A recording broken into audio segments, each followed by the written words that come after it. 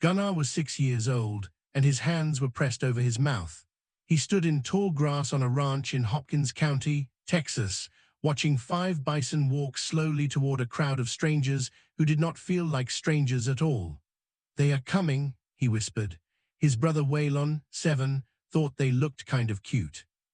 Neither boy understood yet what they were witnessing, that this quiet Saturday in November was the second time in modern history that bison had been returned to indigenous hands in the state of Texas, or that the animal walking toward them had once numbered in the tens of millions before disappearing almost entirely from this continent in the space of a single human lifetime. How does a species fall that far, that fast? And what does it take to bring it home again, 4 generations later, to a family who had never seen one in the wild? To answer that, you have to go back further than this ranch, further than the woman who built it, Theda Pog, a member of the Muskogee Nation. You have to go back to a prairie that once held 60 million bison, and to a deliberate campaign that reduced that number to under 1,000 in less than 100 years. My name is Ranger Earl. I've spent much of my life studying what happens when a keystone species disappears from a landscape, and what happens, more rarely, when it's given back. I don't think I've encountered a story quite like this one. If stories like it matter to you, I'd ask you to stay with us, and maybe hit like or subscribe along the way. What you're about to see isn't just a ranching story. It's a story about what a family decided they were actually being called to do, and it starts, unexpectedly, with a business they chose to walk away from. The story of how the Pogs came to build that bigger table starts, oddly enough, with a herd they no longer had. In 2017, Theda and her husband Chris left the Navy behind and put everything they'd saved into a patch of land in Hopkins County, 90 miles northeast of Dallas. They called it GP Ranch, and they filled it with bison, not as a gesture, not as a symbol, but as a business. Bison meat, sold to 5 brick-and-mortar stores across Texas. It made sense on paper. Bison are lean, hardy, well-suited to the region, and there was a growing market for the product. For a while, that was the whole plan. But something about it didn't sit right with Theda. She'd grown up in Oklahoma, where she first learned about the cultural weight of the animal on a grade school field trip to a bison farm in Wewoka, one of those early memories that stays lodged somewhere and doesn't let go. Years later, standing on her own ranch, watching her own herd get shipped off for meat, that memory started to resurface. Eventually, she and Chris made a decision that most business advisors would have called a mistake. They sold the herd. "It's not where we felt like we were being called to be," Theda would later say of it. That word, called, is worth sitting with for a moment because it tells you this wasn't really a business pivot. It was something closer to a course correction.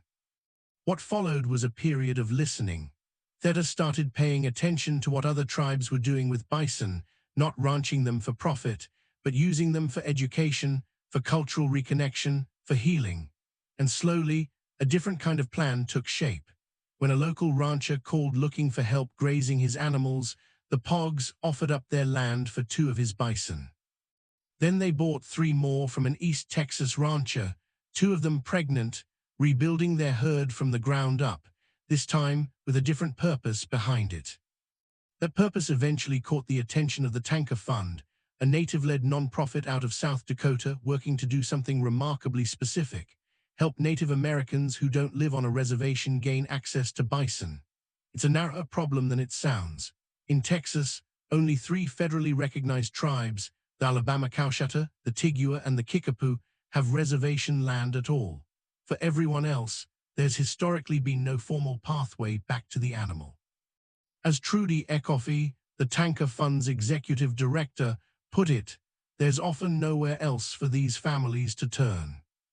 Pog applied for a grant that September. In late October, the call came, $14,000, enough to raise 5 new bison and build them a hay barn. She booked a flight to Colorado almost immediately. The animals were waiting for her at the Medano Zapata Ranch Preserve, a 100,000-acre grassland owned by the Nature Conservancy, home to a resident herd of roughly 2,000 bison. It's one of 11 such preserves the Conservancy maintains, and since partnering with the Intertribal Buffalo Council and the Tanka Fund back in 2020, it's helped move thousands of bison out of preserved land and into the hands of tribal communities across the country. Part of a larger effort, this fall alone, to relocate more than 700 bison to indigenous lands nationwide. Theda loaded 4 cows and a bull onto trailers and started the 13-hour drive home to Sulphur Springs. To understand why that drive mattered, why 5 animals in a trailer represented something closer to a restoration than a purchase, you have to go back much further than 2017, further than the Navy, further even than a school field trip in Wewoka. You have to go back to a prairie most of us can no longer picture accurately. Before the 19th century, somewhere between 30 and 60 million bison moved across the grassland stretching from the Appalachians to the Rockies. Early Spanish explorers described them as numerous as fish in the sea, a comparison that sounds like hyperbole until you understand it was, if anything, restrained. For the native nations of the plains, the bison wasn't simply abundant. It was the organizing fact of life itself. Food, clothing, tools, medicine, ceremony, all of it woven through a single animal's presence on the land. Then, between roughly 1820 and 1880, that presence was deliberately erased. The mass hunting campaigns of those decades weren't simply the byproduct of westward expansion. They were, in significant part, promoted by the U.S. government as a strategy to subdue the plains tribes by destroying the resource their way of life depended on. The Transcontinental Railroad accelerated the collapse further, slicing through migratory routes the herds had followed for thousands of years. By the 1890s, a population once numbering in the tens of millions had fallen to fewer than 1,000 animals, not endangered, nearly extinguished. And the human cost ran parallel to the ecological one. As the bison disappeared, the indigenous communities whose survival was interwoven with them were forced onto reservations, a displacement that wasn't incidental to the slaughter, but one of its intended outcomes. It would take the early 1900s and an unlikely intervention to keep the species from disappearing entirely. Managers at Yellowstone purchased 21 bison from private owners, preserving one of the last free-roaming herds left on the continent. From that fragile starting point, the species slowly rebuilt. Today, there are more than 400,000 bison in commercial herds nationwide, and roughly 20,000 more living in conservation herds, including one of Texas's own success stories, the state herd at Caprock Canyons, now numbering over 240 animals. But recovering a species is not the same as returning it. For decades, government agencies and non-profits worked to restore bison specifically to reservation lands. What the Tanka Fund recognized was a gap in that effort, an entire population of native families unattached to any reservation for whom that restoration had never arrived. Theda Pogg's ranch was about to become one small correction to that gap. And on a November morning in Hopkins County, as a tippy went up in the grass and a trailer rolled slowly up the drive, a 6-year-old named Gunnar was about to see, for the first time in his life, exactly what all of that history had been fighting to bring back.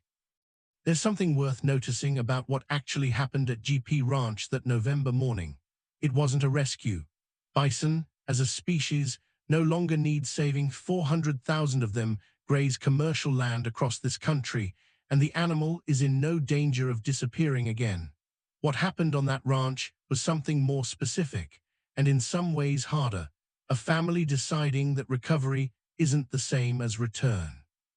That an animal can survive in abundance somewhere else and still be absent from the one place it needs to be. That distinction matters far beyond this one ranch. Conservation work spends most of its energy on the first problem: population counts, habitat acreage, genetic diversity, the measurable science of keeping a species alive. Those numbers matter enormously, but they don't answer the second problem: the one Theta Pog was actually solving. What does an animal mean once the people who depended on it are still here, still standing, and the animal isn't? A healthy herd in Colorado did nothing for a family in Hopkins County until someone made the deliberate, costly decision to close that distance. I keep coming back to one image from that day, not the ceremony, not the blessing, but afterward in a barn, when the children who'd just seen bison for the first time in their lives sat down with crayons and started drawing them. Something that had been a gap in their family's story for 4 generations had, in the space of one hayride, become something ordinary enough to color on paper. That's not a small thing. That's usually how the largest losses get repaired, quietly, at a kitchen table, by children who don't yet know what they're being handed back. If you find something in stories like this, where ecology and history turn out to be the same story wearing different names, I'd invite you to subscribe and to keep this kind of thoughtful conservation work in your feed. Here's the question I'd leave you with. How many other gaps like this one are sitting quietly in plain sight, waiting only for someone to decide that recovering a species and returning it home are not the same job? The bison came back to the plains. The plains, it turns out, were still waiting.